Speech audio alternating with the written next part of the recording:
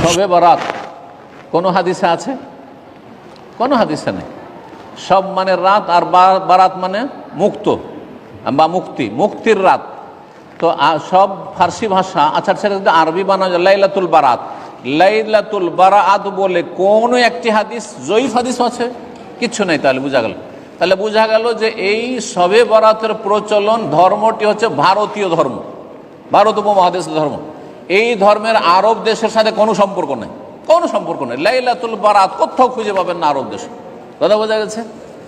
নিসফে শাবান সম্পর্কে, শাবানের 15, নিসফে শাবান মানে শাবানের অর্ধেক।